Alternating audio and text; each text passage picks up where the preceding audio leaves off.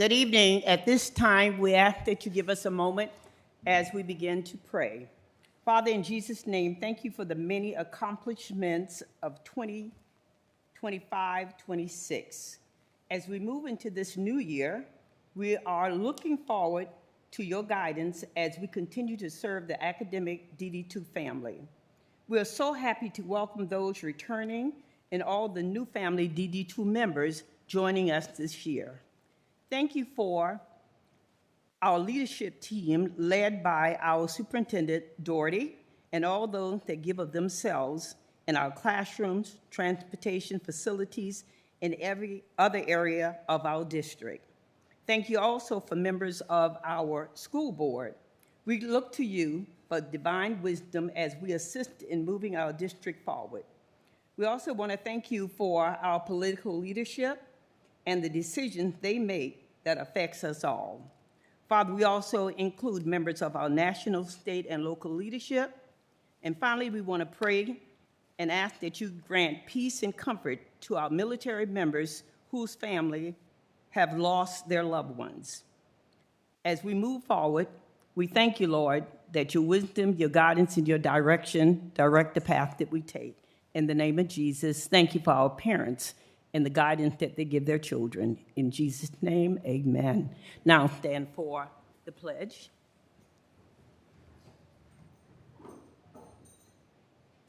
I pledge allegiance to the flag of the United States of America and to the republic for which it stands, one nation, under God, indivisible, with liberty and justice for all.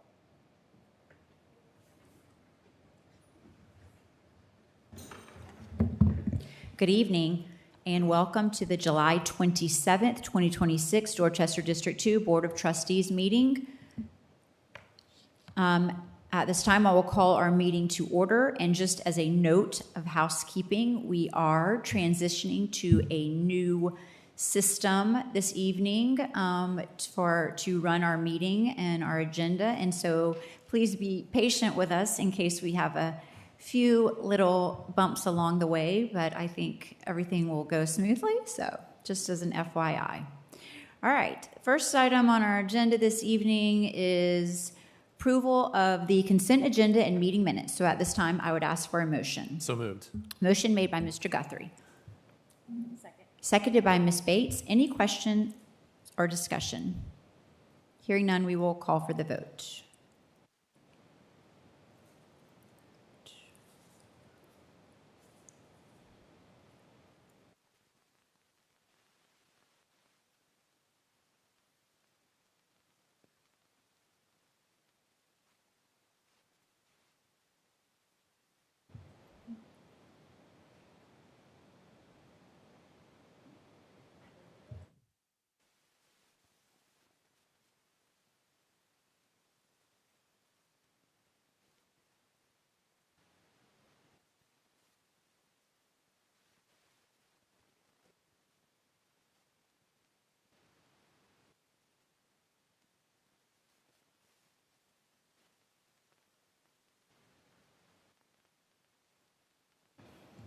Thank you for your patience. Here we go. Okay.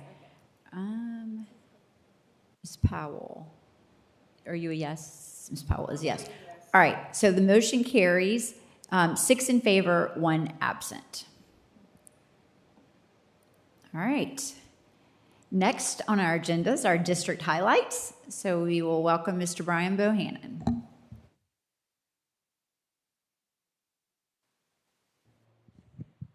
Thank you, Dr. Wimberly, Mr. Doherty, board members. We're still celebrating.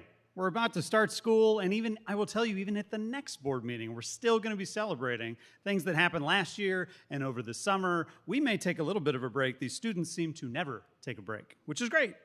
We've got some terrific athletic accomplishments to highlight tonight, and then we're going to spotlight some great schools and the progress that they've made through the Jocelyn's Renaissance program. Our first highlight of the evening will recognize a number of all-state athletes from our high schools in softball, track, soccer, and baseball. And to recognize these athletes, please welcome our District Director of Athletics, Mr. Tyrone Drakeford.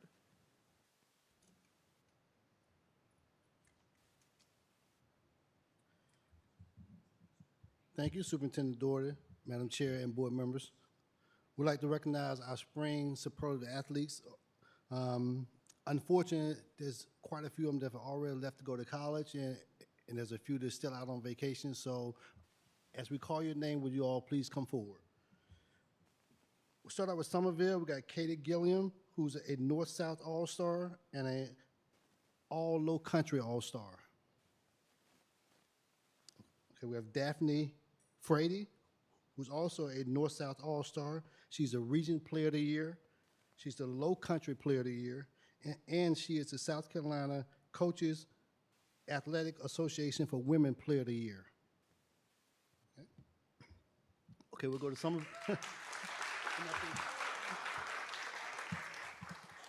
We'll go to Somerville Track. We have Trinity Jones, Bailey Simmons, Rashida Richards,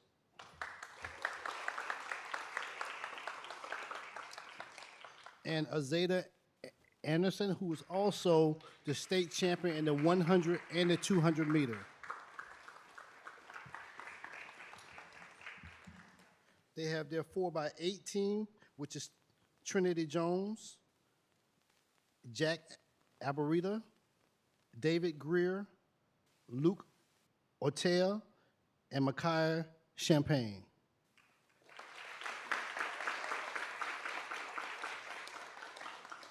They have Grayson Greenway, who is a javelin champion.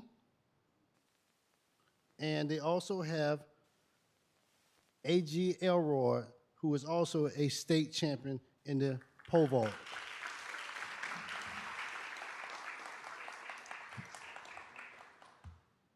Now we have Ashley Ridge. They have boys soccer, which is Keith McCoon, who's all-state. And they have Josh DeSalsa, who is also an all-state region player of the year.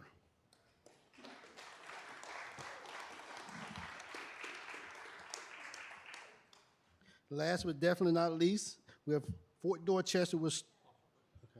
Oh, they're still taking. I thought. You're in the zone. I know, sorry.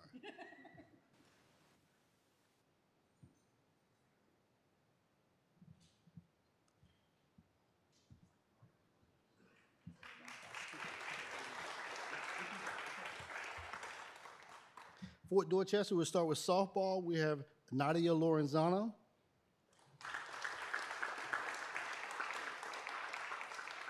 Their track members, we have Kendall McFadden, who also is an all-state in the 100 and the 200 meter.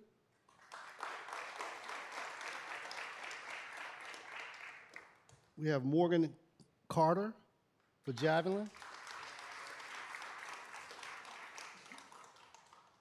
Haley Gutrop with javelin. And Kylie Moore with javelin.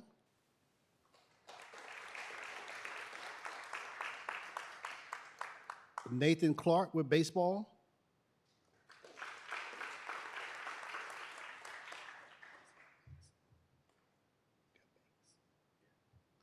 And Banks Wickersham for baseball.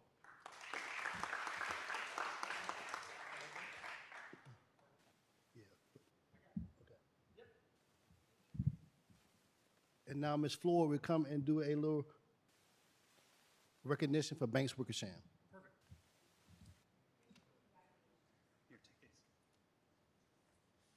Congratulations, students. If after the highlights you'll go to the lobby and see Mr. Drakeford, he has your certificate signed by the Board of Trustees and the Superintendent that he'll hand out in the lobby immediately following the district highlights. Thanks so much.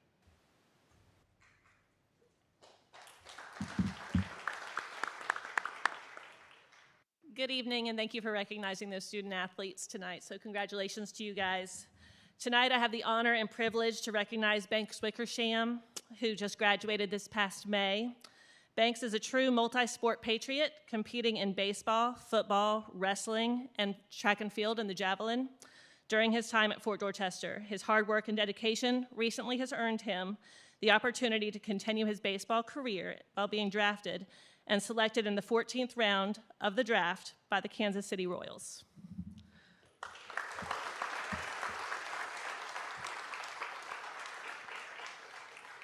If you know Banks, you know that his greatest strengths extend far beyond athletics. He has unwavering faith, deeply devoted to his family, who is here tonight, and a young man of outstanding character. Those values have guided him throughout his journey and continue to shape the person that he is today.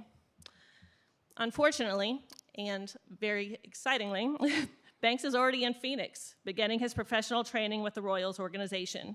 He wanted to take a moment to encourage our Patriot family and our Dorchester District 2 family. He recorded a special message that you have here tonight for us as a way to say thank you and to share with you. First of all, I would like to thank God for this opportunity that He has given me to go on this new path of life. And I give thanks to Him every day, and I couldn't have done it without Him.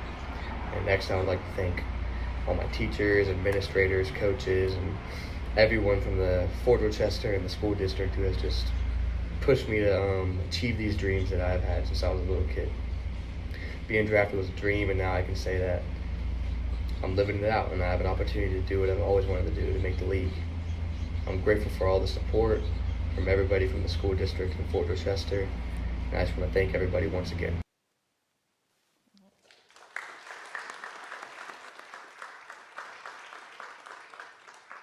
Banks, thanks for watching this tonight. We love you, and we can't wait to see you soon. All right?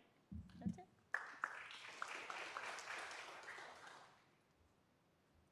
I'm sorry, we forgot to mention Britton Floyd for soccer for Fort Dorchester.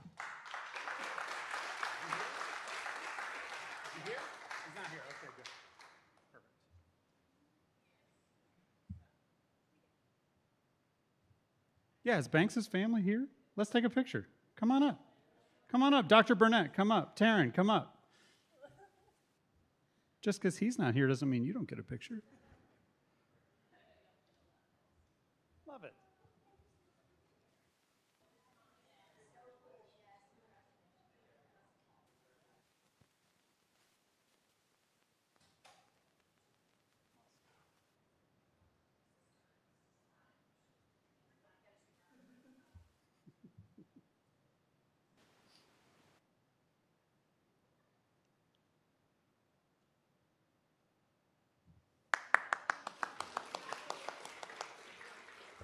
Outstanding. Congratulations again.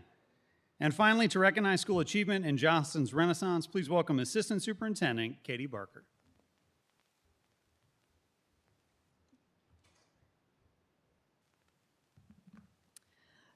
Good evening, Dr. Wimberly, members of the board, Mr. Doherty, and guests. Tonight, it is my pleasure to recognize schools that have earned one of the highest honors in student leadership and school culture. The Johnston's Renaissance Program is a nationally recognized initiative that helps schools create positive cultures where students and staff feel valued, connected, and inspired to achieve. The program recognizes schools that intentionally build environments where relationships matter, attendance improves, achievement is celebrated, and every student has opportunities to succeed. This evening, we are proud to recognize the outstanding schools in our district that have earned the Platinum School of Distinction and Gold School of Distinction designations. We congratulate each of them for their dedication to creating schools where every student is known, valued, and encouraged to reach their fullest potential. Principals and school representatives, please come forward when called so we can celebrate your remarkable accomplishments. First, our first Platinum School of Distinction is Alston Middle School.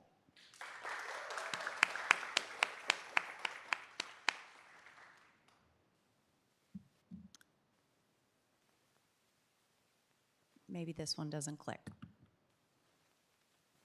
Oh, I might have just double clicked. Our next Platinum School of Distinction is DuBose Middle School.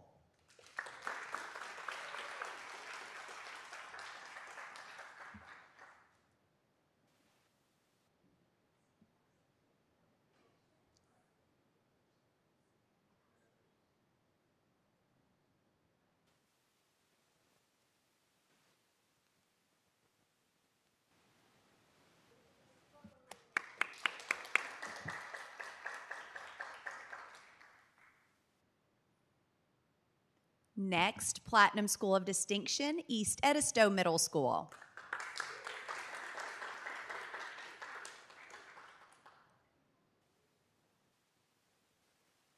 It's our youngest Platinum School of Distinction recipient.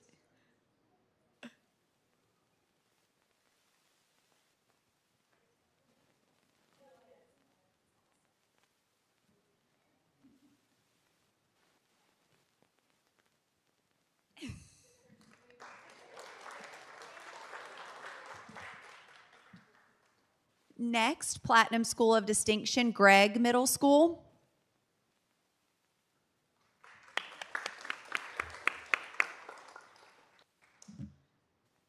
Platinum School of Distinction, Oak Brook Middle School.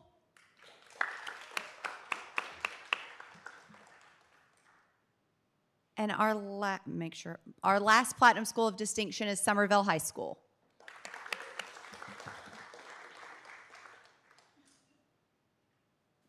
And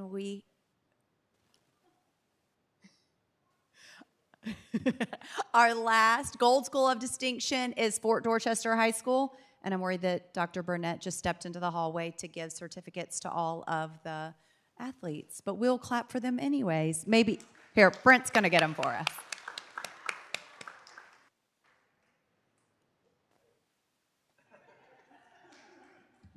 Brent, will you see if Miss Travis is still out there? That's all right. You didn't know this one was...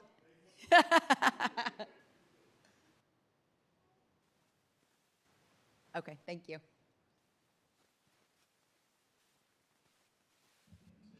Congratulations to these schools.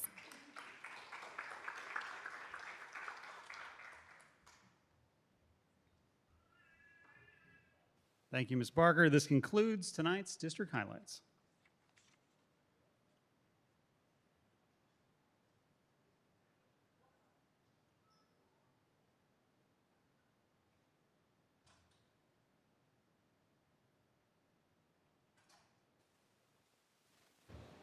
All right, thank you very much.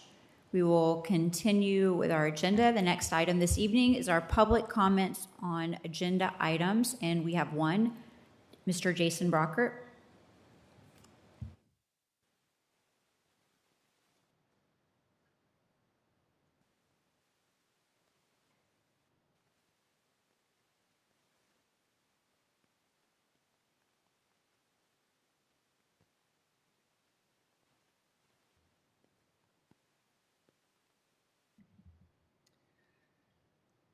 I'm actually going to be speaking on several agenda items tonight, and the theme is the exact same for each: institutional convenience.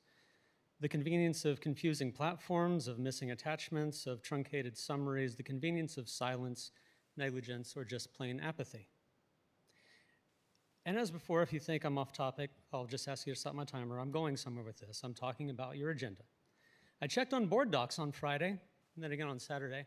And then on the Sunday, I went ahead and refreshed the main page to find out that Simbly was replacing Board Docs. So I go to Simbly. Let's go with the superintendent's report. It references the discipline matrix and clearly indicates that there is an attachment. Yet for the public, as of yesterday, and as of just before this meeting, there were no attachments, there was no content. It was a ghost document. How can the community provide informed commentary on an updated discipline matrix that you actively, if not intentionally or just conveniently, hid from us? Mistakes are mistakes, whatever.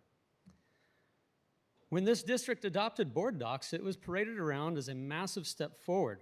Chad explicitly praised it for being open and it adds accountability. There was discussion about it. There was a public rollout. I even spoke positively about it in August and September and October of 2022. There was a big deal when we rolled out Board Docs, but this transition to Simbly, it's complete deafening silence. It just popped up. There's no transparency. You're deprecating Board Docs and migrating an entire district-level database in a vacuum. Software transition of this magnitude takes months of planning and coordination. It would have been nice to hear something about it. And Simbly won't fix a district culture that hands awards to a principal who used toxic positivity to defend bullies. A new user interface doesn't change the fact that your policies and your failure to act failed my son. You already committed to me in a formal FOIA response about the April 2025 town hall that it didn't exist, but I found it anyway. So you have a history of trying to bury things in your programs. It's been 276 days since there was supposed to be another town hall last October.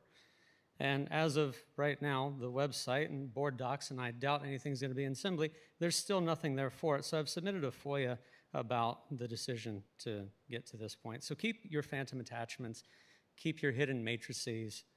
My 3 minutes are almost up, so I'll be speaking with your council next Monday instead of speaking with you like I've asked to do dozens, if not hundreds of times.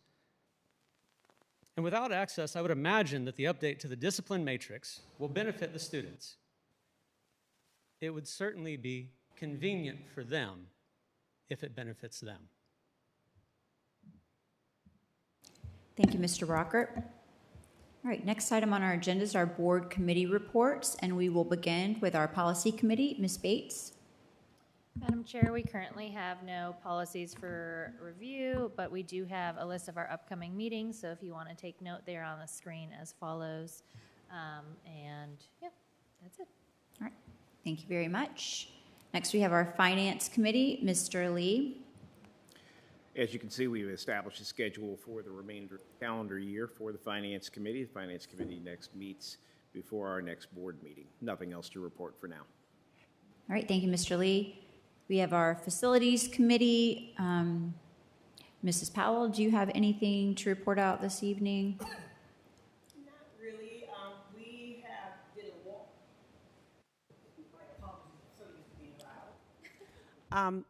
We did a walkthrough today at Seville Elementary, and it is a beautiful school. Great job, and I know you as a community will appreciate what has already been done. We have several other projects that we are working committedly to having completed soon, so just look forward to seeing your dollars at work here in DD2. Thank you. All right, thank you, Ms. Powell. And next we have our Governmental and Community Relations Committee. Mr. Lee, Ms. Bates, anything to report out this evening? Yeah, I'm working with the County Council, with the CFO and the County Administrator, try and coordinate an initial meeting, as I mentioned last time, to review the process that was used for the budget and the estimates and whatnot last year to see if we can improve on that next year. We also mentioned during our board retreat, which preceded our meeting tonight, a goal to be more intentional, not just with County Council, but also with several other governmental entities, and plan on releasing some specific meeting requests and things that we want to have with them to make, one, the lines of communication more intentional, and number two, to begin to convey our needs more clearly to those entities that may have an impact on DD2. All right, thank you, Mr. Lee. Next item on our agenda this evening is our board chairs report. As far as our upcoming events, I have the SCSBA School Law Conference listed on here. That is August 29th and 30th. Hopefully everyone has let Wanda know if they plan to attend that. Looking forward to it. Also, just want to say thanks to everyone for being there today at our board retreat. I think we had a great day of lots of good discussions, lots of great information, training on our new system assembly. And so I appreciate everyone's participation in that, and appreciate Mr. Doherty and his team and all the great stuff they brought us. We updated our goals for the year, and so I think excited to get back into a new school year.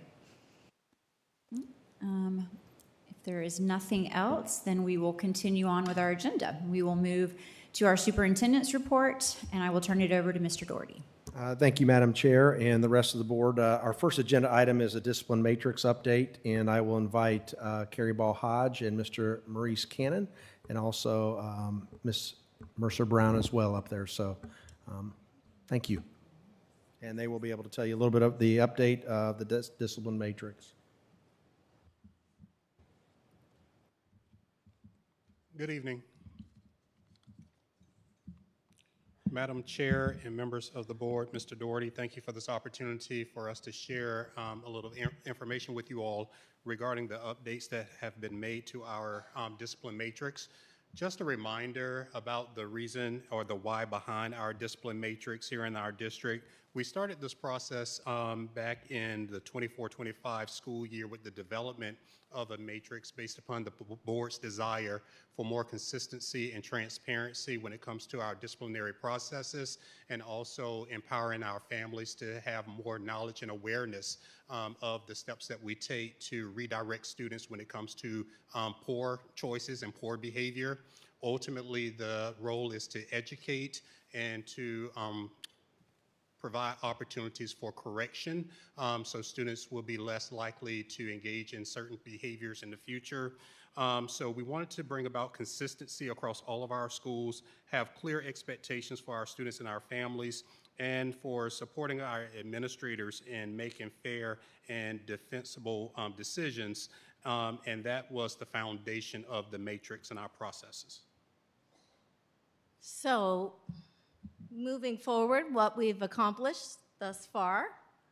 So we've accomplished collaboration. We've realized that we cannot do this in isolation. We've partnered with our elementary, middle, and high schools. We've done this collaboratively.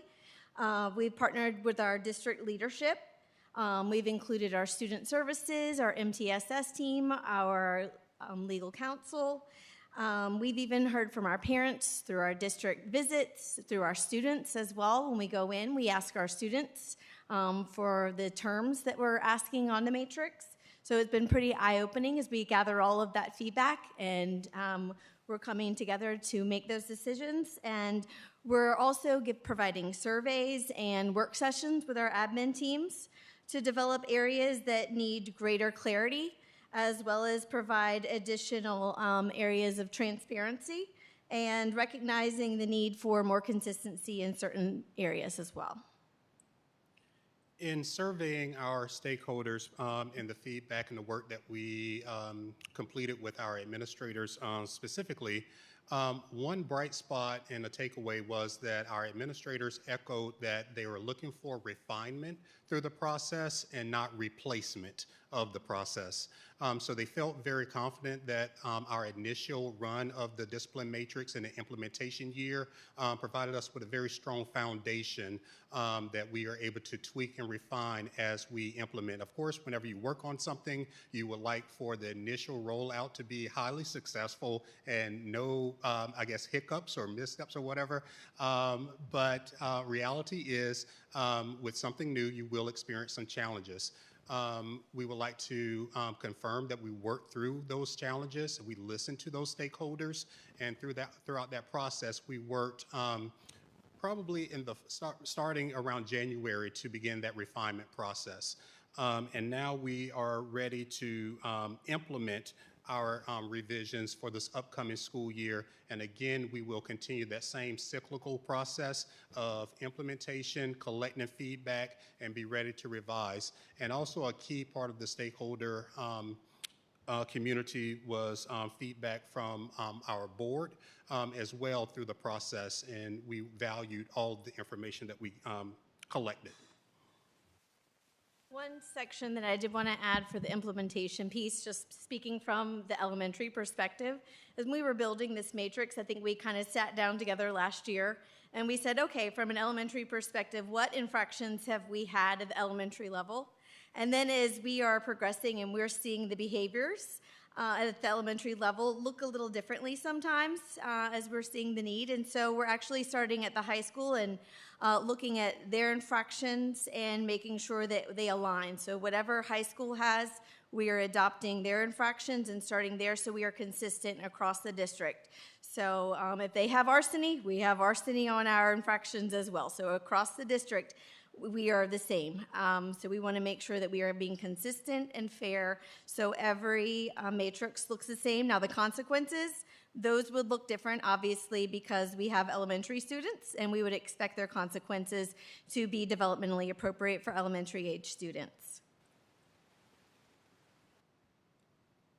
And just to echo what Mrs. Balhaj just shared, leads us to that alignment process. Stakeholders wanted to make sure that there is a building of our response to intervention with our students that's age appropriate and grade level appropriate, but not a complete surprise that at any point behaviors have been allowed at one area, and then all of a sudden when they hit the next grade band, then all of a sudden students are being held to a different measuring stick or greater or now new accountability. Accountability is always there, and that's a part of our alignment, but as Mrs. Ballhall just spoke to, we just want to make sure that the response is appropriate to that age, but it doesn't go without being addressed. And collaboration. All right, so when we're looking at collaboration again, we built through our administrative feedback and our leadership review. Again, that continues to drive our refinements to make sure that the matrix is aligned with our school needs and most importantly, our student needs, because that's always what we keep at the forefront. It aligns with our core values and who we are in DD2. And so important to us is being legally sound to ensure that these response to interventions and the consequences are aligned to board policies.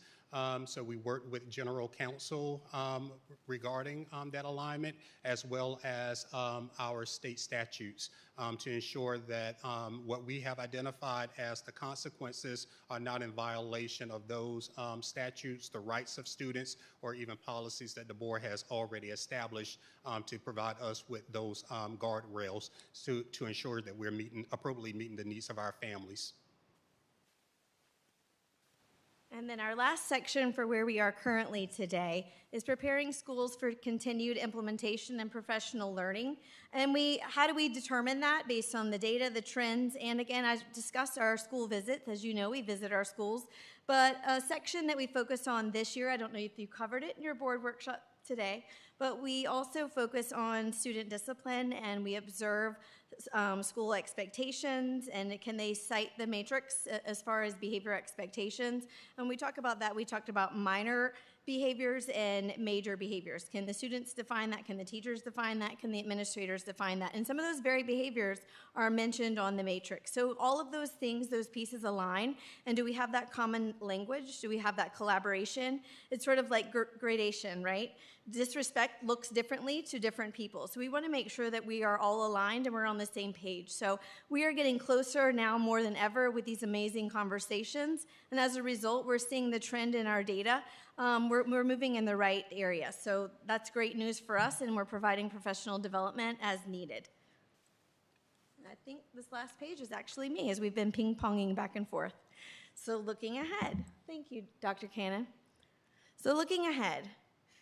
Continuing the work, as we know this work is never finished. So again, I spoke about the professional learning, the direction that we're going, and as again in DD2, we always make decisions based on data and feedback that drives the work that we do here. And the ongoing implementation and support, we continue to collaborate, share best practices, as well as common language across our district. Monitoring trends that always builds consistency, and that helps us evaluate our effectiveness and move the direction in which we're going. Refinements based on data that helps us make adjustments based on feedback and what is best for our students, and it, as always, aligns with our core values and the work that we do. And lastly, our annual review process. We continue to meet with admin to review the data, the trends, and to make revisions to keep the matrix relevant. We always want to make sure that the work we're doing is current, and we're not just doing it to say we're doing it, right? It's about being consistent and fair, about being student-centered here. And again, it's not the end, it's just the beginning of our work, it's the foundation, because we want to make sure that we're always moving toward continuous improvement here in DD2. Any questions for us? Yeah, thank you for that. So a couple of things. Using the high school as an example, I noticed some of the things say that they're admin assigned only and others are not. So could you kind of talk a little bit about how, for example, bullying is admin assigned only, but some other behaviors that might fall into that are not? I mean, how does that work? Can you talk a little about that for me? Yes, sir. So it's the seriousness of the offense to classify it and the role that that plays. So the teacher will still identify it at their level if or whoever's the person that observes the behavior. And if it comes to needing to classify it appropriately because of the weighting of I guess the level of that infraction or the particular classification of that infraction, we want it to be ensured that it's appropriately addressed because it is something that's reported to the State Department and other stakeholders that also brings about a consequence of or the labeling of being a persistently dangerous school or school environment. So it's just another guarantee that we get it right and that the classification is appropriate. So we do depend on the eyewitness or the adult who's receiving the information, but throughout the process of the administrative review, they ensure that it's appropriately tagged where it should be because of the level of the offense that it carries. Thank you for that. I do want to add with that particular one that you mentioned, it also mentions all of the other steps that are taken with that. So with an admin assigned only, it flags that an administrator needs to get involved as well as school counselors, maybe cease and desist, all of the other action steps that align with that particular infraction as well as consequences, right? So we want to make sure that, like Dr. Cannon said, the level of seriousness that is assigned to it so that all parties know that is a serious infraction and that we need to heighten our awareness and get all parties involved. Well, that speaks to the alignment and the consideration that y'all have put into that. Thank you for that. On the elementary, I'm assuming the blue highlighted things were proposed changes over the last one. Just want to make sure there wasn't any other significance. That's correct. And in fact, our administrators, after meeting, we determined that consequences needed more severe consequences aligned with bullying. Yes, sir. If we did if the admin, after doing their investigation, determined that it was indeed bullying, they said that the consequences needed to be, more serious in nature. So. Sounds good. Last question I had. So moving towards implementation, how readily available is this going to be to students, to parents, certainly to the teachers? I'm sure you're covering that as a matter of course, but also the community. Yes, sir. So this information will be made available to the public. We wanted to make sure that we had an opportunity to bring it to the board's attention, that the changes have been made, the revisions and the updates, and following this meeting, they will be made available via our website as the information was available this previous year. So prior to school starting within the next week, we anticipate the information to be loaded. And to piggyback on that, the one thing we'll end up doing is using Parent Square to send this out as a message, and then parents then can go to the website and can look at those three areas: high school, middle school, and elementary, on any of those changes. And so that will happen this week. So once we want to let the board know first, and then also the administrators will get this, and then we will then send that out to the parents this week. So I just want to say thank you for doing such a thorough job, for looking at the feedback or listening to the feedback, looking at the data, and your willingness to make changes where necessary. I think that's very important, and I appreciate that. So thank you very much. You're welcome. Thank you. Thank you. okay, our next item up on the agenda is student ID certification, and Ms. Galia Mercer-Brown, Director of Counseling Services, will provide us an update on that. Good evening, Mr. Doherty, Dr. Wimberly, and members of the board. I am before you today to certify our student IDs at the secondary level pursuant to SC Code 59-13575. Secondary schools, particularly middle and high schools, are required to print the phone number for the National Suicide Prevention Line and the social media, telephone, and text numbers for at least one additional crisis resource on the student IDs. As a district, in addition to the National Suicide Crisis Line, we have selected the National Teen Dating Abuse helpline as our additional resource.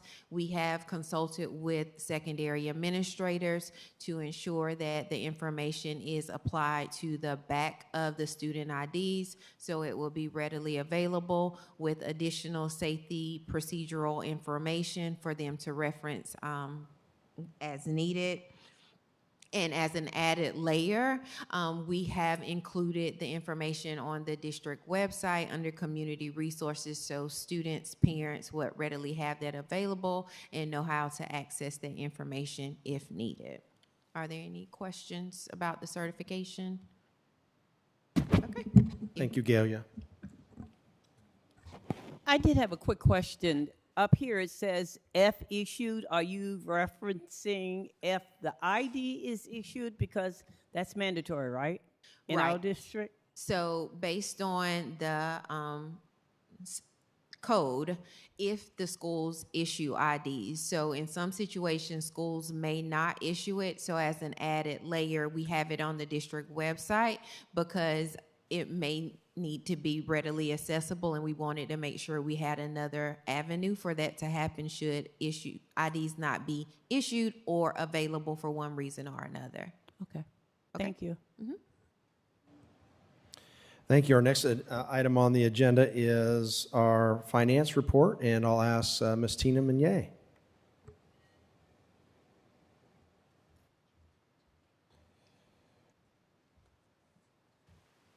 Good evening, Madam Chair, board members, and Mr. Doherty. We have made it through another fiscal year. Yay, all 12 months. We finished 25-26. So your first report that we're going to look at this evening is year-to-date for through June 30th of 2026 for our last fiscal year. So all the columns are filled in now. We still have some year-end adjusting journal entries to make, some accruals that we're still making. Liz and I are working hard with our finance team to make sure that we capture all the expenditures and revenues that were for FY26 in the right fiscal year. So the first section shows our total revenues that we received $307,003,649. So that is great. We received more revenues than budgeted. We had $300,041,140 as our budgeted revenues. The next section is our expenditures, which shows $306,932,937. So those expenditures were over our original budgeted as well. However, the revenues were more than the expenditures, so we still ended on a good note. It was 2.3% higher for revenues and 2.2% higher for expenditures. As we're going through this, I'll make a few more comments on some of those line items.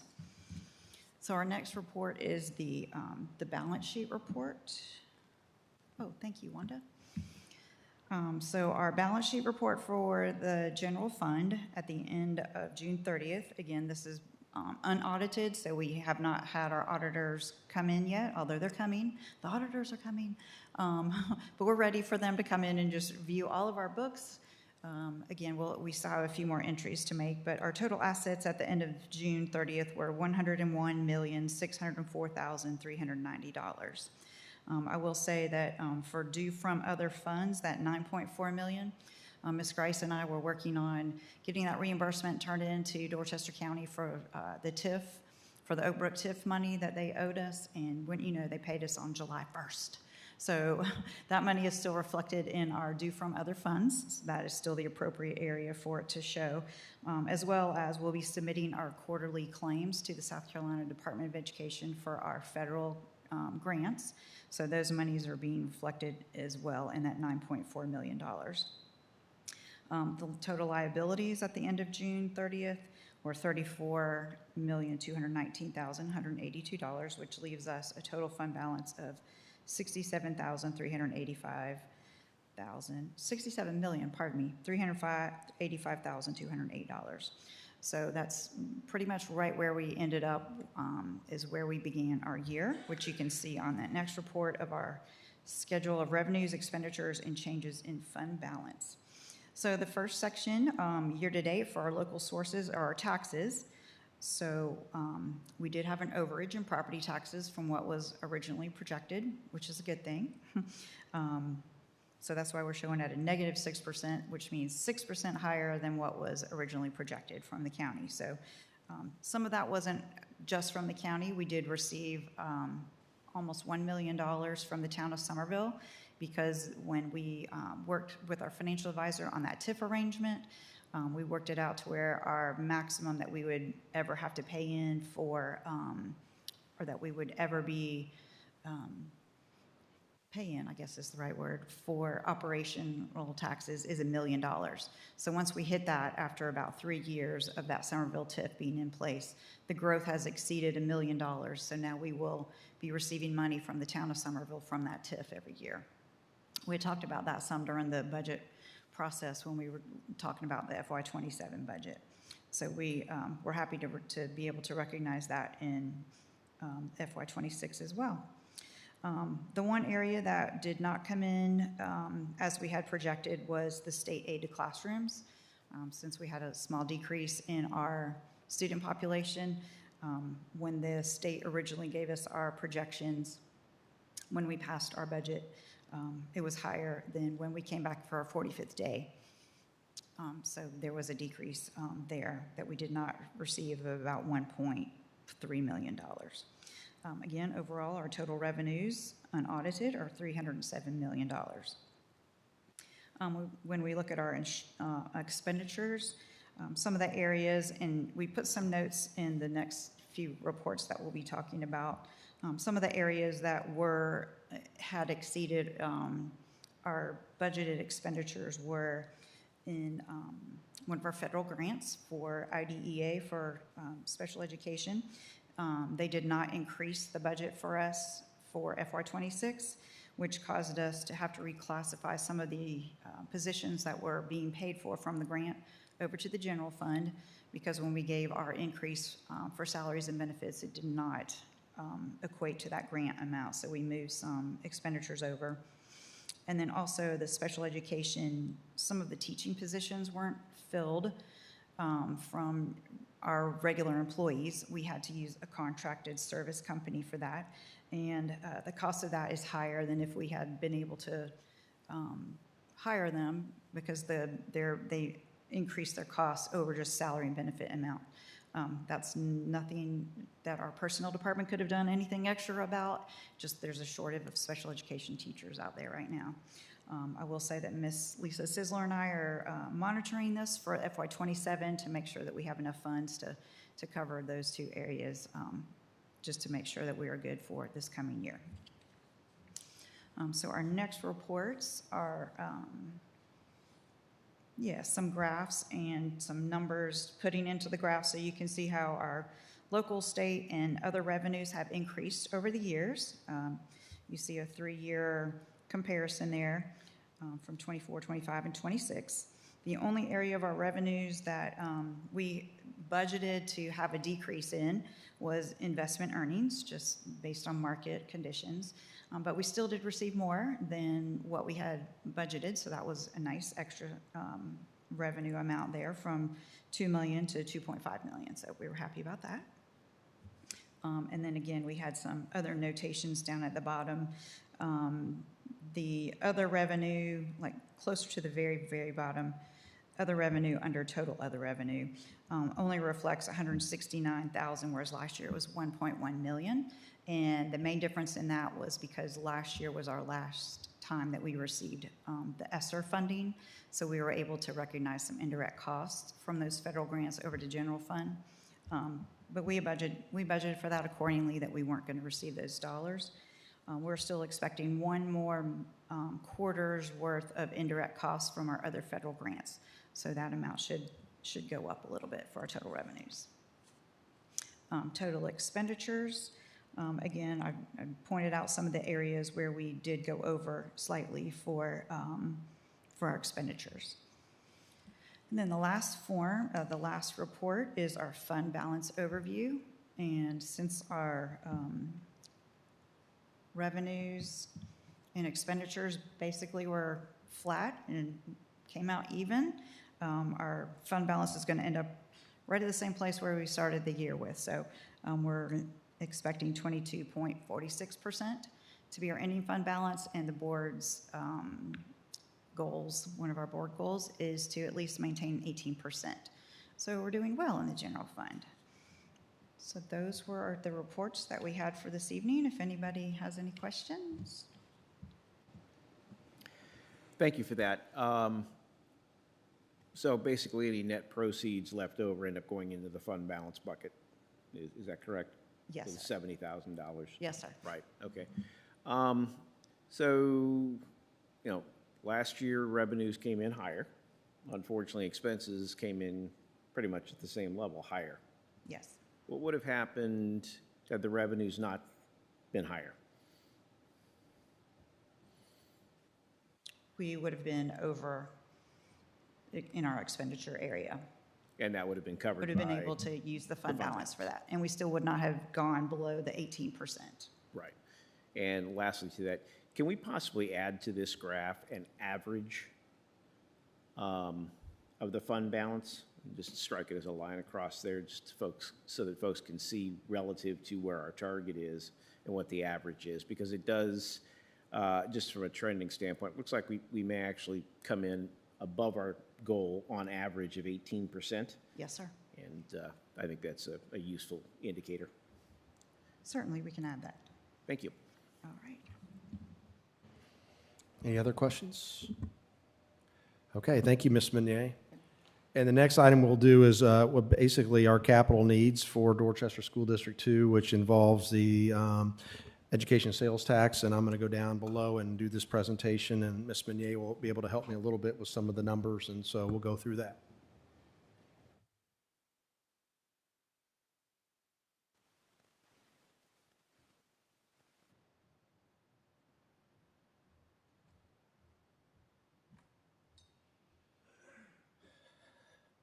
Okay, this evening I'm going to give you a presentation. This was the same presentation we gave to County Council. We had to give a presentation to County Council of our needs regarding the educational sales tax last week. And so kind of want to rehash this again and where we're at. And so you can see the current 2024 referendum projects. That was $200 million that our community left to us to take care of several projects. And what we're able to do here is color code the ones in green that we have completed. The one in red we have not started, and the one in yellow we're getting ready to start here this summer and fall. And so the first one up top is constructing, acquiring, and not installing additional safety and security enhancements at all school facilities. We have completed that project, including vestibules. Those have been secured, window film at all our buildings, and also when we're talking about using key codes to get into our buildings rather than keys. Those are a lot easier to disarm if somebody loses one rather than a key and having to rekey our doors. And so Preston Jyatt, with the help of his team, they've already completed all those projects. The one in red, it says constructing, equipping a new elementary school in the area of the Ponds development. We just learned that Coulter, who's the developer, has just turned over their plot approval to the county. However, that still requires Coulter still has to finish building phase 10.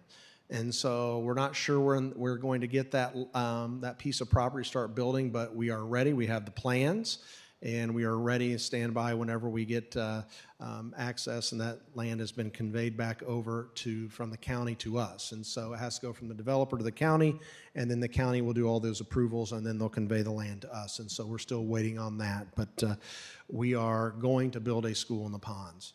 When you look at the other one in purple, those are dollars that said constructing and equipping a new pre-K elementary school in the use of in the area of the Yerby development.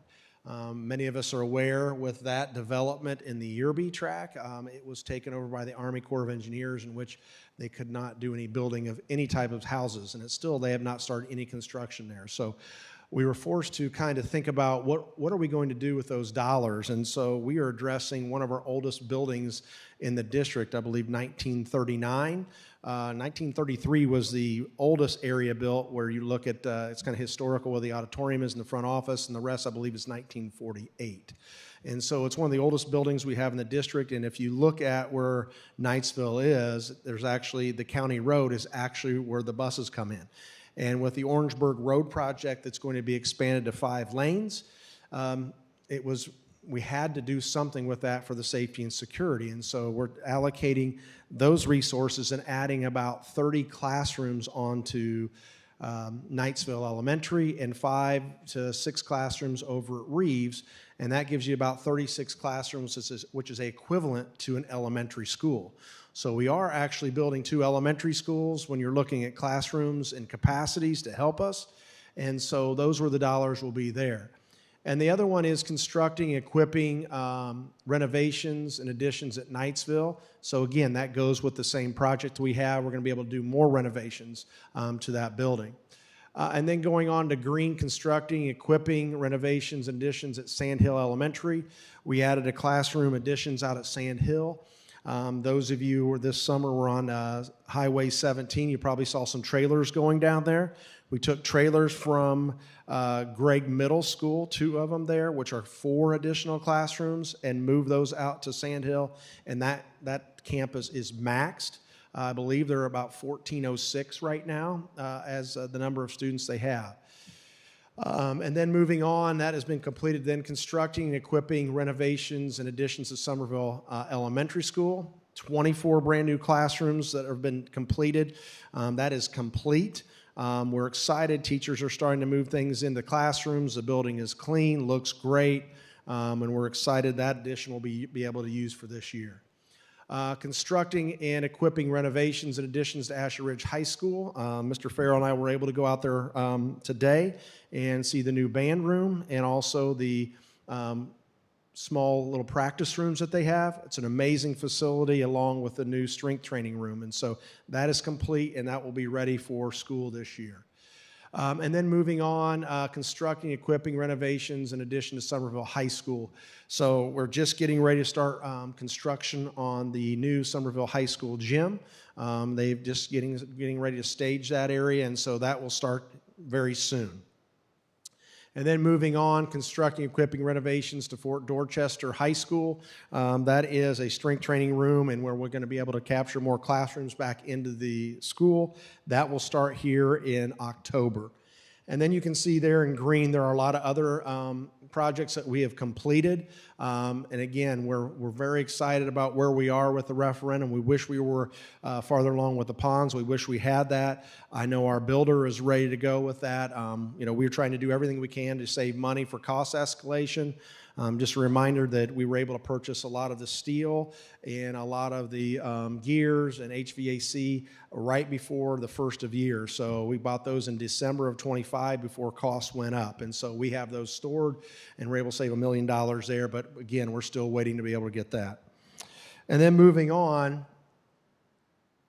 to the next slide. And so these are things when you're talking about situational growth in the district. So when you look, they call this kind of the East Edisto corridor or Ashley River area. But this is off of Delmar Highway. When you look at this, the red dots represent students. And you can see that East Edisto opened up in 22-23. Last year, we were forced to kind of going into this school year to redistrict. If we did not redistrict, that's kind of a Band-Aid approach. We'd have been 120% capacity this school year, which we would have students probably in hallways. And we have no other classrooms to put students, so we were forced to redistrict. So you can kind of see those red circle areas. Those represent Summers Corner, Homecoming, and Watson Hill developments. And it's kind of interesting. You see this is in 22, and then if you turn the slide, you will go ahead and see the number of students that are starting to increase in those developments. And so, again, in those red circles, you can see students are coming. And so, again, Summers Corner, Homecoming, Watson Hill. And then the blue star there represents, that is our future site for our new middle schools that we know we're going to need in this area. And so we're very close of securing that land of 50 acres. which could be a K through 8 campus, but we'll start with the middle school first. And so we're trying to stay ahead of the growth. The one thing that a lot of these builders are doing, they're advertising DD2. DD2 is a great school district, and many of these home builders are advertising DD2, and I'll show you the next slide. And this is actually in Homecoming. I actually took this picture as I was driving around with my wife, and you can see how they are advertising our school district. And so we are trying to prepare for growth in those areas. Next slide, please. And so you can see here the number of homes that were approved and yet still to be built in the attendance zones. And you can see there in the elementary, middle, and high school, it's Sand Hill, it's East Edisto, Somerville High School, Ashery Ridge. Those are the schools that are impacted by this growth. The ponds is a very important piece to this because the ponds will take care of Beach Hill, Newington, and also Sand Hill. We'll give a lot of relief to those 3 elementary schools. Those 3 elementary schools are over 90% capacity. Sand Hill is climbing every day. Mr. Joy, the principal there, is calling about numbers. And so, that's why we're hoping this pond school gets going sooner than later. So next slide, please. And so you can see these are all the approved developments in Dorchester County. And this is summer of 26. This is the latest and greatest here. This does not include developments like Blue Maple, Rock 6, or Melrose. You can see some of those developments are in green, some are in purple. The purple kind of represents the town of Somerville, green is the county, and the other purple is North Charleston there. And so you can see these are all the developments that are being built. This is what scares us. Potential new developments not approved. These are things that we're hearing. As you can see, these areas are outlined. You're talking about 20,000 acres there that one developer owns a lot of the Rock 6. And what we're being told, this could be the new Nexton 2.0. And this scares us here because if you look, we don't have any other property in that area. We have met with the people of Blue Maple, and that is the top one in the blue area, asked for a site there, and there's thousands of homes yet to be built there. And again, possible new developments in that old Beach Hill Road, Highway 61. So the one thing we're really trying to do is plan for growth. This is not even out. These are things that we're hearing. This has not even been approved yet by the county, but these are developers that we know that are out that we're trying to have conversations with.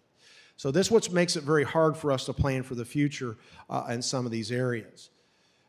And so when you're looking at that, again, you say thousands of homes. I've heard 16,000 homes. I don't know that to be true. But again, we just do not know. Next slide, please. So this brings us to the educational sales tax. And so this is something that DD2 and DD4 are constantly talking with the county administrators.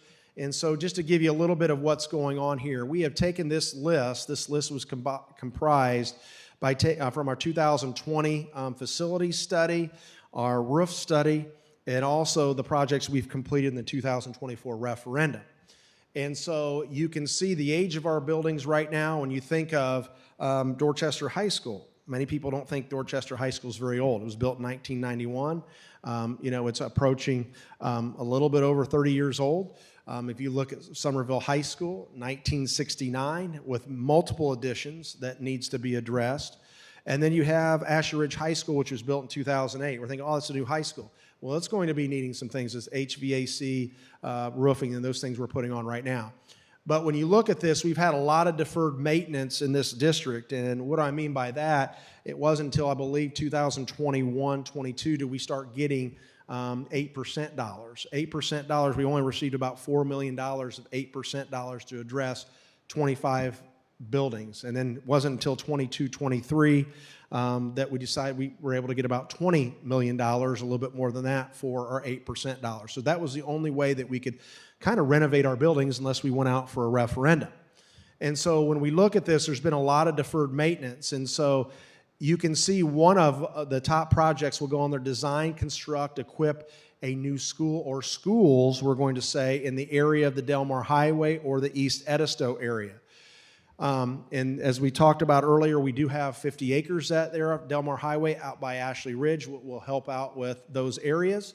Design, renovate, construct, and equip Somerville High School, including academic, fine arts, outdoor athletic facilities, and CTE programs. For Dorchester High School, very similar there. And then also it's at Ashley Ridge High School, including academic, fine arts, outdoor athletic facilities, and CTE programs. We have on there construct, renovate, or design. If it comes to the fruition where we get enough growth out there in that area, we may need to add on to Ashley Ridge again. And so that's possibility is there. And then when you go down, design and renovate and equip Austin Middle School. That's one of our oldest middle schools, and so it needs a lot of attention. And then design, renovate, construct, equip DuBose Middle School. One thing that we've talked about, they have learning cottages out there, or we call them trailers, that need to be addressed with a construction, with a regular classroom. Our students deserve that. That's part of that. And then design, renovate, and equip Gregg Middle School. Now, what I have in the yellow there, those projects are highlighted in yellow, and the depth and scope will be determined by the revenue split in years. The revenue split and the years of the sales tax have not been determined yet, and that is supposed to be determined by the county. We will give our recommendation tonight, what we would like to see that split to be, but again, the county has the autonomy to decide the years and the split for both DD2 and DD4. And so when you look at this in the yellow there, those are projects that will be determined by that split and what that will be. This does not solve all of our needs because we've had deferred maintenance over many years to funding. And I keep going back to Somerville High School and how we're trying to be very good stewards of our dollars. If you've had students at Somerville High School, the air conditioning unit is actually in the classroom. And these were through Desert Storm in 1990s, mid-1990s, 96, and those are starting to go out. And to replace all those is like $6 million. Now, if we really wanted to have a chilling system and pneumatic controls, you would talk about, that'd be $16 million. And so we have really tried to stretch our dollars as far as we can when we look at projects and renovating. And so when you look at this deferred maintenance over the years, as of today, we're looking at $600 to $700 million is needed. That is not going to be the silver bullet. It's not going to fix all of our issues. And so when we go through this plan, next slide, please. So when we look at this, and this information was given to us by the county auditor, and the one thing we were able to participate was a workshop with the county, and they were able to have a workshop and talking to us about what debt looks like, what a revenue split looks like, and your mill reduction and the percent you're reducing your debt. And so one thing we were able to do here, this is an example of different splits per school district based on $40 million, which is the average collected over all years of the sales tax. So if we decide to go for a 10 or 15 years or a split, that $40 million will be split between DD2 and DD4. And so that's what this chart is. And so when you look at this, it talks about several scenarios there. When you look at the split 70% DD2 gets, 30% DD4, you see a 28 to 12 revenue split. 10% of those dollars have to go back towards debt, and then you can see the mill reduction. And so the mill reduction and the debt reduction is a big thing, and I want to point that out over that debt reduction. So if we get 70%, even though we have 93 or 94% of the student population, we're only paying back 4.3% back to our debt on that reduction. When you look at DD4, it's 18.62%. And so when you keep going down on those and you can look at that, you can see the difference in the splits and how many dollars will go toward that educational sales tax. The one thing to point out is if this does come to fruition, we would not bond any of these dollars out because we would lose money to go toward projects. So we would do projects pay as you go, depending on the revenue that's collected on the educational sales tax. And so you can see where these splits are. Next slide, please.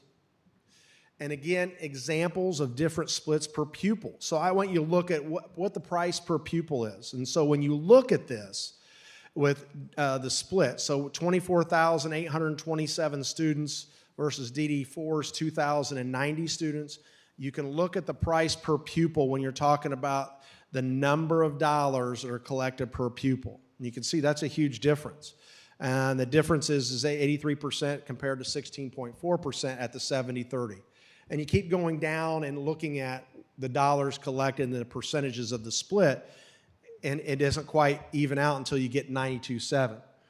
We do know this, with our friends at DD4, they're trying to have some capacity to build schools out there as well. And so talking with them, what is a fair split, and trying to be good stewards. And again, they are, Mr. Beckwith's a good friend, and he is trying to advocate for his district, and so is his board, and we're trying to advocate for our district. And so trying to work together, but again, not sure you'll be able to come up with a number that, that supports both totally. And so again, these numbers come from the 2025-26 South Carolina Revenue and Fiscal Affairs Office report on 10/15/2025. And that's what we use this data from. And this was provided to us from our county auditor. Next slide, please. So when you look at this, revenue sharing splits in term. So when you look at the amount of money, so if you go to the 70-30 split, we already talked a little bit about our deferred maintenance is about $600 to $700 million, could be more than that. This is not going to fix all of our needs. But when you look at that, that's only $259 million. If we had to build 2 schools, you're looking, that would probably be $140 million. We would not be able to address a lot of our aging buildings. So you move to the 80-20 split, then you move to the 80-15 split over 10 years, and then when you look down and go down to the 15-year split. And so why do I have highlighted the 85-15 split? The 85-15 split over 15 years gives us close to that $526 million to address a possible couple schools for growth, but also to take care of our existing aging buildings. And it also gives DD4 close to the $100 million that they need, and so over that 15-year period. These dollars in the chart reflect revenues after 10% of the collections are used for debt reduction. We have to use 10% of those collections used for debt reduction. So that has to go back. And so when you look at that, my recommendation is when you look at the 85-15 split in 15 years, that would be something that would help us get closer to taking care of our buildings. Next slide, please. And the other thing that they shared with us at the workshop was this, which I thought was very interesting. When you look at the amount of taxes that we pay, again, tax, but you look at Dorchester County, we pay 7% tax, and Berkeley County pays 9%, Charleston pays 9% tax. And I thought to myself, okay, where do I shop at? If I go to Target, I'm going to Berkeley County and I'm paying 9%. If I decide I'm going to go to Walmart down on Dorchester Road, then that is in Dorchester County. I think a lot of people, when we look at this and talk about this, don't realize when I go to that Lowe's over by Home Depot, that is going to Berkeley County. And so, trying to be cognizant of that. So when you look where our taxes are at right there, we're at 7%. We just have the road tax. They do tax relief for 1%. We do not do that. And then there's no school debt relief. And so if we were able to get this educational sales tax, that would go on the school debt relief that you see Berkeley and Charleston are able to do. One thing that Charleston and Berkeley do, they build really nice buildings. When their buildings become end of life, they destroy them. They build brand new. We don't here. We try to renovate and take care of what we have in a very fiscally responsible way. Next slide. So when you're thinking of this educational sales tax, it is not the silver bullet. It is a 3-pronged approach or a multi-pronged approach. When you look at that 8% funding up there, that's what we currently use right now with all 24, 25 of our buildings, along with the referendum that we received 2024. And so that's where we're able to use a lot of those projects that I just mentioned earlier to take care of those. I have the educational sales tax, capital improvement tax is there as well. But then the other thing that we have not mentioned is the impact fees. This district has met with the 3 entities. That is the town of Somerville, North Charleston, also the county 2 times, and we've had a impact fee study done in, I believe, 2024. And again, we are not in charge of imposing a impact fee. That is something the county has to do. The one thing the county has talked about doing is imposing a school tax with all new development that is built. You can see time is of the essence on that because you can see the number of houses that are coming possibly here, which we could hopefully use to improve facilities or hopefully build another school. And so you can go back to that. So that it comes into a three-pronged approach here. And so these are things that we're looking at. We are trying to plan for the future. The last thing we want to do is have to redistrict students out of a home that parents bought because they knew their child was going to go to that school. We do not want to do that. That's one of the last things we ever want to do here. But sometimes we're forced into that because we have no other place to put students in that area. So again, all sources are not equal, but this is kind of the plan, and this is kind of paints the picture and tells a story of where things are going. And so I didn't know if there's any questions from the board. I don't know if Tina and I can both answer those. I know we were both, at that meeting. I know along with all of you, which I appreciate. If we can answer some of those questions, we'd be more than happy to. I don't really have a question as much as I just want to clarify. When you say school debt relief, we're talking about property tax relief. So our school debt, our property tax doesn't go towards funding school operations. It goes towards funding school debt. So when that 10% penny sales tax is passed, we're then paying down school debt, which is then providing property tax relief essentially, which is also being paid for by people that are shopping from outside of our county instead of it all being on the local property owner. Right, and go back to what you just said there about people coming outside. What we were 30% of a dollar, let's say 30 cents on the dollar, would be generated from somebody outside of our county on the educational sales tax. Jim, I'll defer to you in a second because I think you have something to say. But the other thing I wanted to clarify is you said the county was thinking about also instituting some sort of school tax. I think it would be more like a school impact fee because it wouldn't be a tax. It would be a fee imposed on builders, developers,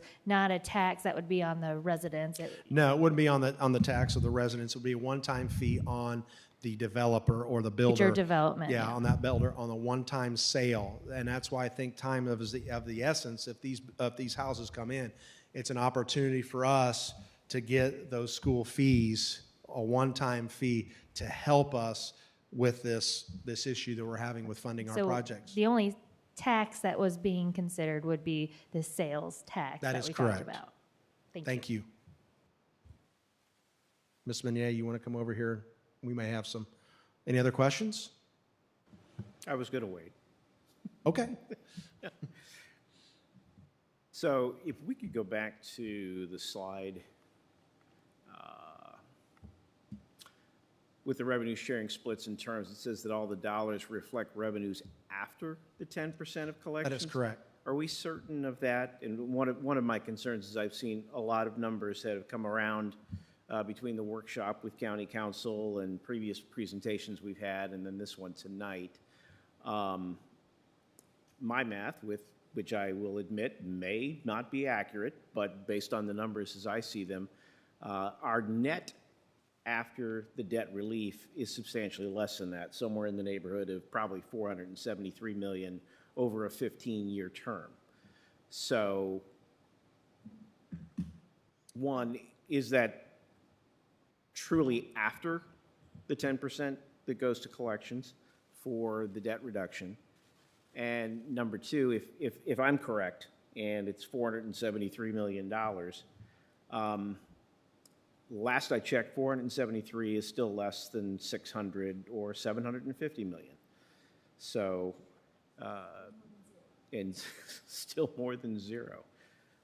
So, I know, Ms. Meunier, do you have different numbers? So the numbers that we received were from the county, from the Revenue and Fiscal Affairs, and we plugged all of those numbers into a spreadsheet and calculated those at the different splits and took out the 10% reduction. And I can share my spreadsheets. I'd be glad to share my spreadsheets with you.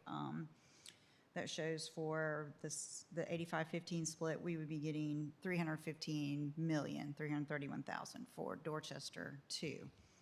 And Dorchester 4 would be $55,646. 55 million. And then. for And the so 10 your years. numbers for a 15-year do show 526 million net over the 15 Yes, sir. years? Yes, sir. So, Yeah. Sorry, is this based on the average annual collection is how you totaled it? Or no? actually, we took the actual numbers, not just the 40 million of the average. This is the breakdown of the state estimates. So in year one, they're projecting that we would get $8.3 million between two districts. The next would be 34.6 million, 36 million, 37, 38, Okay, I just 40, okay, yeah, 42. So, but the average still over all of the years is 40 million. But we did each individual year, and that is the breakdown.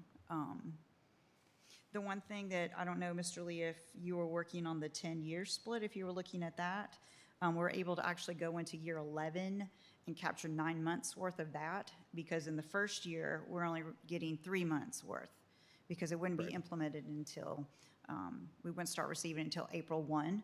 So that's the first 3 months. And then the 11th year, we captured 9 months. That could be where our difference is for that. And I was looking at the letter from the county administrator back in January, where discussions were started about a possible 1% tax and what the estimated revenues would be, regardless of a split. So that was my first question. Did I hear somewhere that also as part of all this, the state gets a cut for processing the tax? No, or am I? sir. No, sir. Okay, so disregard that. And then with regard to the debt relief, how does that work? So if this were passed, sales tax goes into effect, first year is a limited amount of revenue and whatever, because it starts in the middle of the year. How does that work? Does the debt millage then get reduced, so homeowners would see a reduction Yes, sir. in their Homeowners property would see taxes? the reduction. So my understanding after talking with the auditor and with our financial advisor is that after we collected our first year's worth, we would probably know our total in the July timeframe, and that gives us enough time to determine what the 10% is of the collections. We work with the county auditor, and that amount would be applied towards reduction of the debt millage. We will have already determined what our operating budget millage is, but we still have time to adjust the debt millage before the tax bills go out in October. Yeah, I'm trying to stay away from the operational just yet. So millage reduction for homeowners, they would see that. Now, that would mean we'd have less revenue coming in from our debt millage because we've reduced that. Have we considered as a district what our current debt load is? And what does that do to us? Will that in any way constrain our ability to take advantage of potential 8% funds to address some of our other needs? We could, I know some of the other districts who have implemented the sales tax have used part of their 8% money to supplement with the debt, or if we don't need to do anything additional with the debt side of it, we could, we would just have to reduce some of the projects in the 8%. But then we're getting the education sales tax, so it's kind of this bucket or this bucket. And also with the debt millage reduction, it would be for businesses as well. It's all properties in Dorchester County.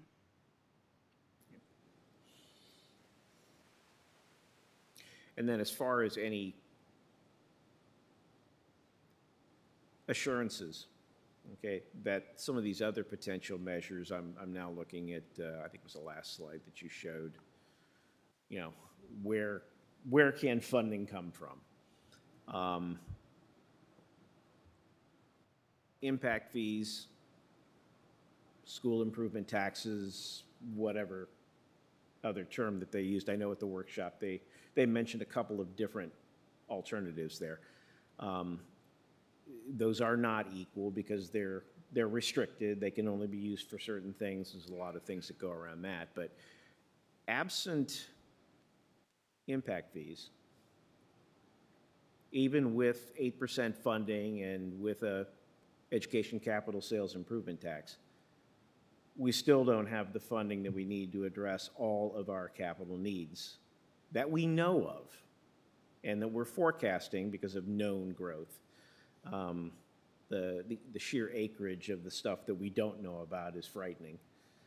Thinking about how many houses can be packed into one of those developments and what that translates to. Any thoughts on how we address that?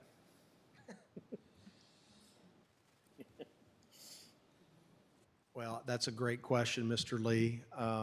You know, the big thing is just making sure that we're very fiscally responsible with our funds. Like I said earlier, we can't do a chiller, pneumatic controls. We have to be very cognizant of the dollars and how we spend it with our facilities. When you look at those impact fees or school fees, as we've talked about, you know, that'll be a very important thing. And as you said, some of them are very restrictive. You know, the impact fee is very restrictive where it's on new growth for a new building only and has to be spent, I believe, within 3 years. Whereas if it's a school fee, it can be used for any type of improvement. And so I think that's where they're looking to go with a school fee. But again, it needs to happen sooner than later, especially when you look at the number of houses that come out that we could possibly lose out on as this possible multi-approach to funding our capital needs. We will never be caught up, per se. Let's say this 15 years goes and we have these projects identified. There's going to be another 15 years of needs that we already probably addressed, probably 20, let's say, you know, within that 20 years ago. You know, another 5 years ago, we just addressed the year. So I think it's always going to be something that we're trying to do, but we're using those 8% funds along with the referendum and those fees together. And that's, I think we talked about this in the retreat, having a 5-year plan, as you talked about, with facilities. And, you know, with the last time we did a facility study was in 2020, and we're looking at dusting that off after doing all the projects we've done with the referendum, and that will help give us a good roadmap of projects we need to do. And then adding these projects in from the educational sales tax if this comes to fruition. And so, again, if the sales tax fails and it does not go through, because the county has to put it on the ballot, and I think that's by August 17th. And I know that they've asked us to give our resolution. We've updated our resolution that we will send in after this evening. And then they have to decide what the split and years are going to be and decide whether or not to put that question on the ballot. And so we're just finishing up this referendum. We do have capacity to go out for another referendum, but it would never come to the fruition of the $526 million. And to go back to your question, on the $526 million on the educational sales tax, you pay as you go. So we would have to wait probably 3 years to be able to do, maybe 2 years to be able to start that school off the Delmar Highway. So that's one of the things that you save dollars and you're able to stretch those dollars if you pay as you go. If you bond it out, you lose a lot of money and capacity. And that's why we think the best way to go is pay as you go. So any other questions? I just want to share again to Jim's point, your point. We are going to need a multifaceted approach. And the way I view it, and I can only speak for myself right now, is we do have $600 million deferred maintenance, but at the same time, we need to chip away at that.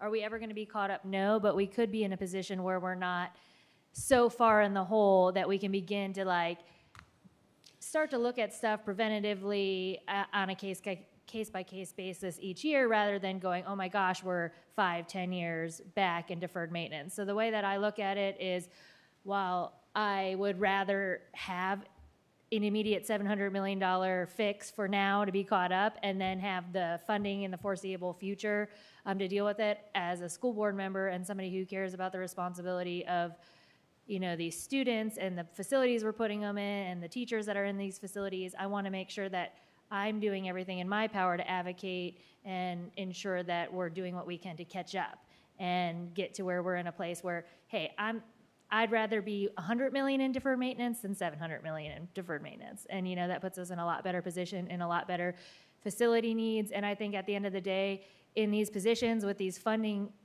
issues, you have to make tough choices, and we might not ever be able to get all the facilities needs met. We might not be able to always get the fancy new AC. We might have to prioritize an F roof over a C roof. Those are unfortunate things, but I'd rather have some C roofs than have all F roofs. And so that's the way I look at it. Just kind of me going, off the cuff with that. But I agree with your sentiments, and I understand your point. I just wanted to share my heart into why, I see all the hard work you guys are putting in with this, and, putting all options on the table, laying all cards out there. We need to look at all things and really push our county, our legislative delegation, our partners to understand really the situation we're in and try to move the needle where we're not in such a position that we are in. And the other thing I'd point out, it was nobody's fault, previous boards at all, when you only had about $4 million of 8% dollars to take care of your current funds. It was nobody's fault. They were doing the best they could with the number of dollars they had. And so again, we weren't able to get that $20 million for 8% dollars until 2022, 23. So again, trying to use the best, what we can with the dollars that we have. And so, again, thank you for your questions. Anything else we could answer? Yeah, I just want to make sure one thing is abundantly clear. And I know you weren't insinuating this, but I just want to make sure everyone understands. I don't expect that somebody, unless Elon Musk decides he has nothing to do today and wants to stroke a check for $750 million, that somehow we're going to have $750 million tomorrow to work with. However, being a trustee, being a taxpayer, being a grandparent of children in this district, being a homeowner, having a responsibility to DD2, being as a board member, I want to see the solution for a $750 million need, okay? We can spend all day trying to figure out whose fault is it, how do we end up here? Bottom line is, we didn't have the money. If we'd had the money, we might have done some of the things. We are where we are. But I'm just a simple old guy. I'm a problem solver. No options are off the table at the beginning of discussions. And far too long, the option has been, well, we only have $10. No. The issue is, how big are the needs?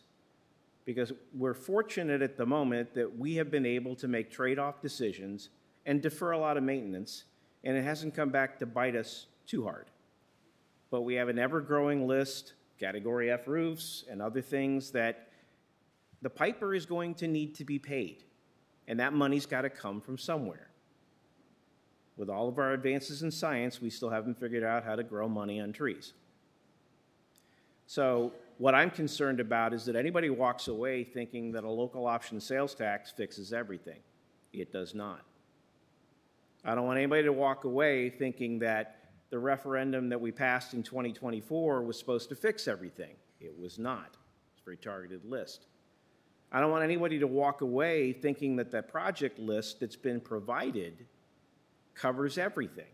It does not. I just want to see us come together and provide a solution for our children so that future boards don't inherit this kind of a problem. Borrowing your way out of everything is not an answer.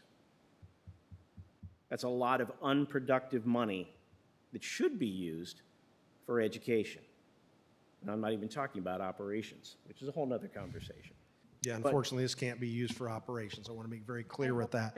Cannot pay with teachers. I'm glad you mentioned that, Mr. Lee. Yes, Mr. Lee, I concur, and I share your sentiments, and that was not directed at you. All right. Thank you, everyone. All right, thank you, Mr. Doherty. Board members, at this time, do I have a motion? Yes, Madam Chair, if you'd give me just one moment, I typed it out. All right, Madam Chair, I make a motion to amend the resolution regarding the education sales tax originally passed on June 22nd, 2026, to include the additional language identifying the current capital needs of the district and the request that Dorchester County, along with other municipalities, consider and implement a multi-pronged approach to address those needs.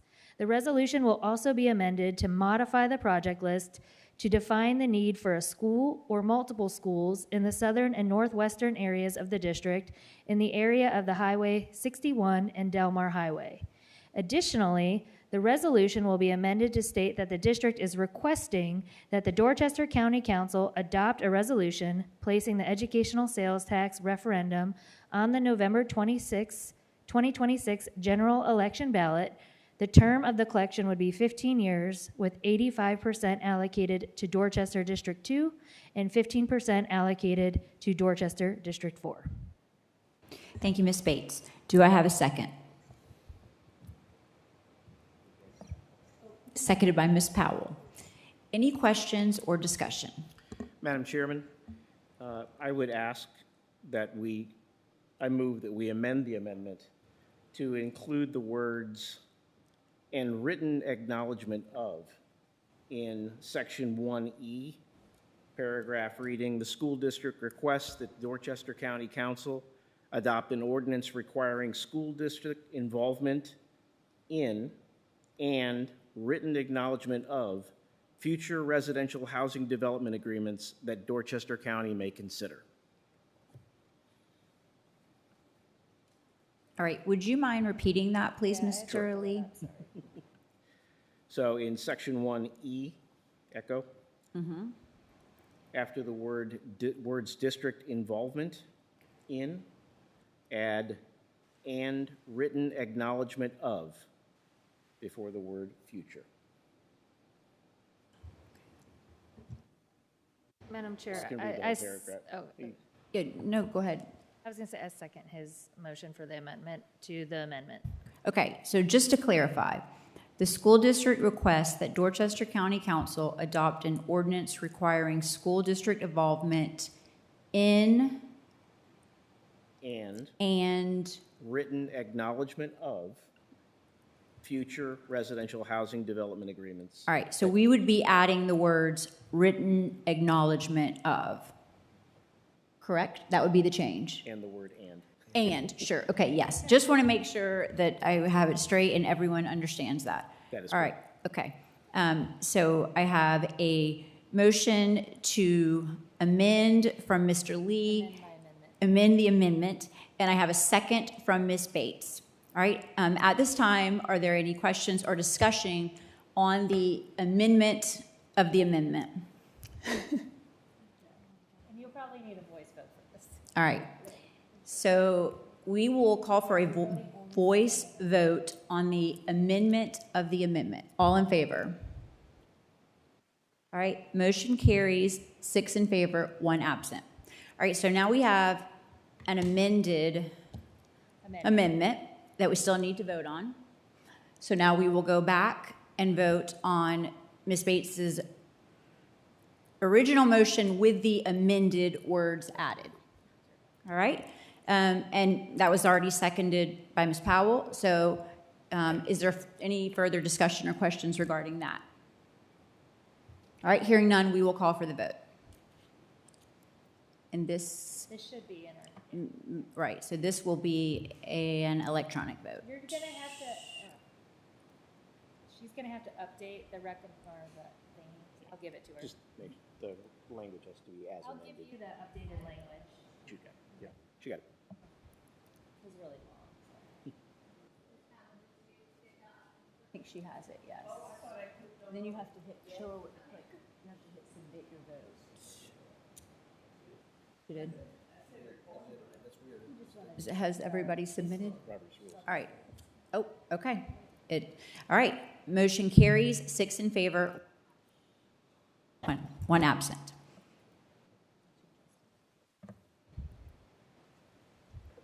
All right. Thank you very much. Next item on our agenda is our personnel recommendations and resignation. Board members, this was included in our packet. Is everyone okay to proceed in open session? All right, so at this time, I would ask for a motion to approve the personnel recommendations and resignations as presented. So moved. Motion made by Ms. Bates, seconded by Ms. King. Any questions or discussion? All right, hearing none, we will call for the vote.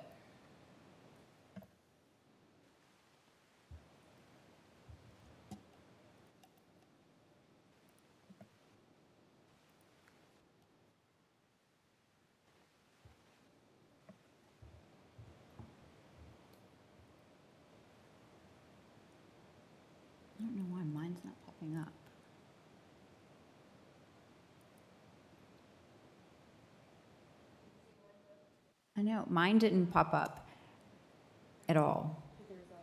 No, Oh, nothing. your vote didn't pop up? Nothing popped up for me. Right, is everyone in favor of this? And then, all right, so the motion carries 6 in favor, 1 absent. All right, and then next on our agenda, we have our student enrollment recommendations. Board members, this was also included in our packet. Is everyone okay to proceed in open session? Yes. Yes, okay. So at this time, I would ask for a motion to approve the student enrollment and recommendations as presented. So moved. All right, motion made by Ms. Bates. Do I have a second? Yes. Seconded by Mr. Lee. Any questions or discussion? All right, hearing none, we will call for the vote. Now what? I was having problems, yeah. I was having problems. It went away. Voice vote on this one. All right, we're going to voice vote on that. All in favor? Aye. Or hand vote, yeah, either way. All right, the motion carries 6 in favor, 1 absent. All right, what's next on the agenda? All right, and I believe that concludes our superintendent's report for this evening. Thank you, Mr. Doherty. Next item on the agenda is our public comments on non-agenda items, and we do have one this evening. Mrs. Emily Havener, is that correct? Did I pronounce your last name correctly? It's Havener. I apologize. No, I want to make sure I get it right. Havener. All right, thank you very much. Thank you all. This has been very educational. I just wanted to say that as a parent in this district of 2 kids, I'm not a fan of the schedule. I'm not a fan of starting August 5th. I've made that clear in the past. I understand there was a vote. I've talked about the issues that working parents have with e-learning days, and my hope that we could just make those up on some of the days that are off. And one of the schedule issues that has come to my attention today, actually, is that our tax-free weekend, which is usually when I buy school supplies, is the weekend after school starts. And obviously there are some things that can wait, but there are some things that can't wait. And as we all know, that money is tight right now. Every little bit helps. And I've also called my state representative to talk to them about how the tax weekend in the state is determined. I don't know who's in charge of that.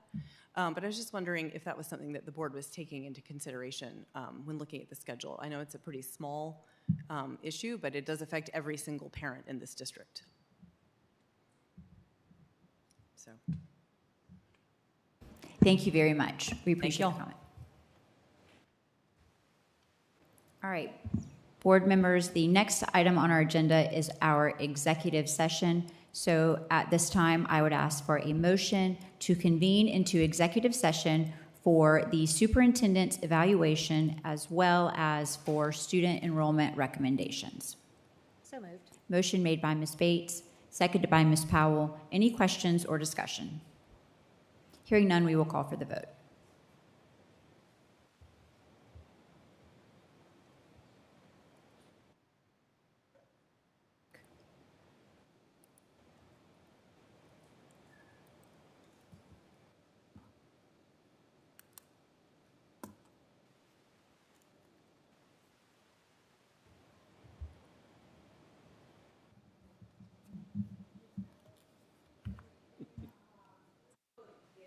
Okay.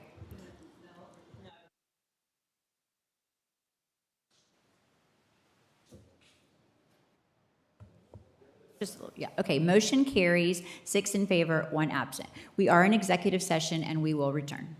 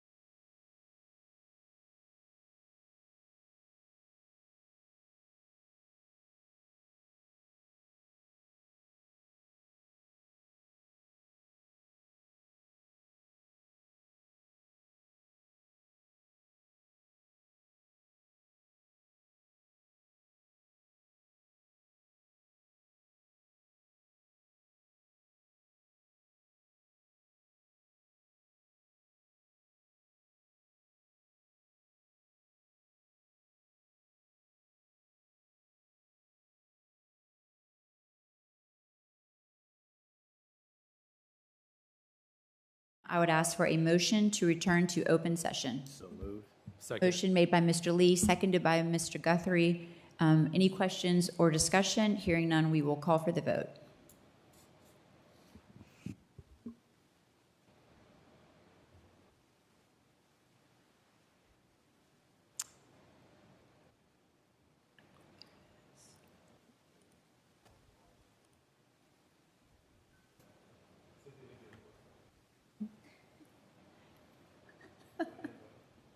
Cynthia says yes.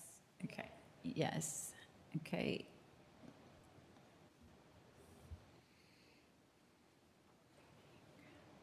All right, and the motion carries, 6 in favor, 1 absent. We are back in open session. All right, board members, at this time, I would ask for any action as required from our executive session.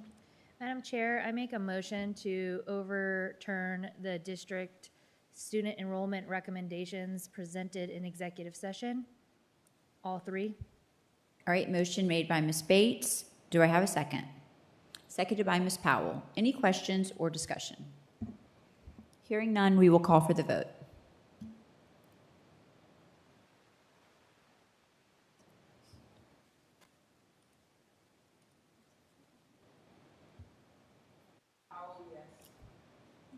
Did you hear that?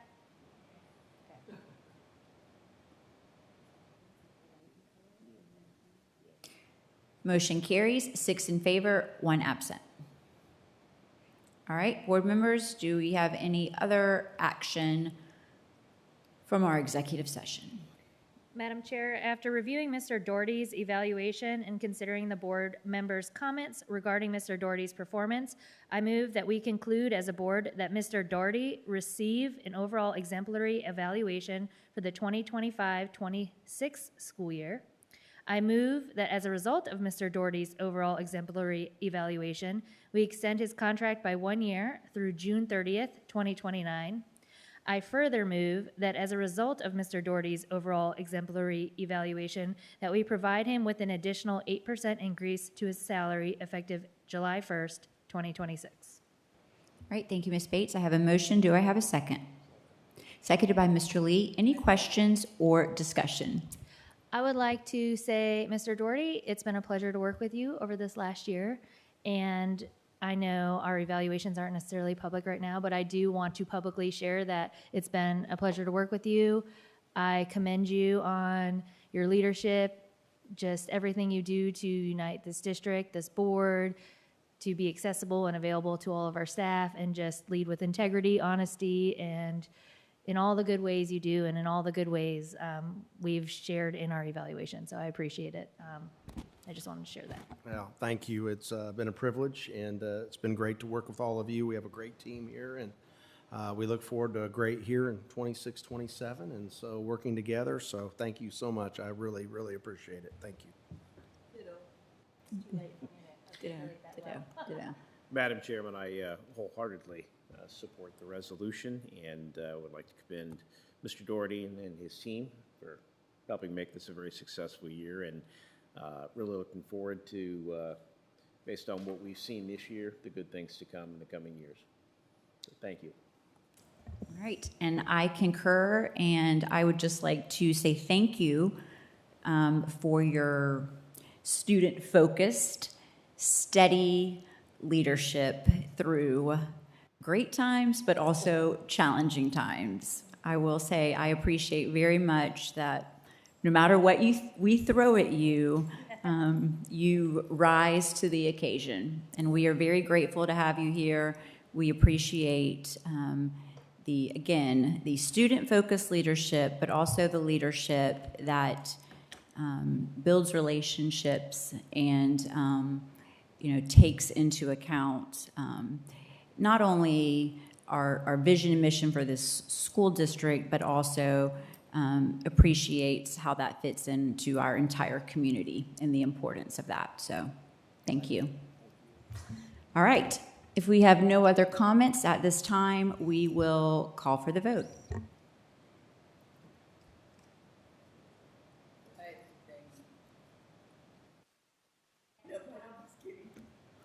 I'm good.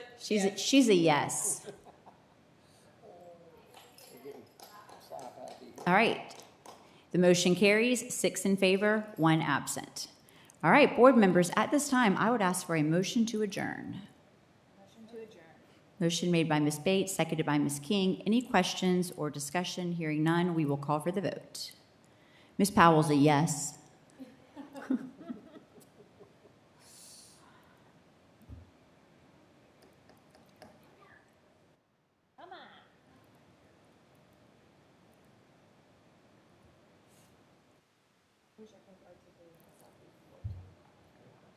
Motion carries, 6 in favor, 1 absent. We are adjourned.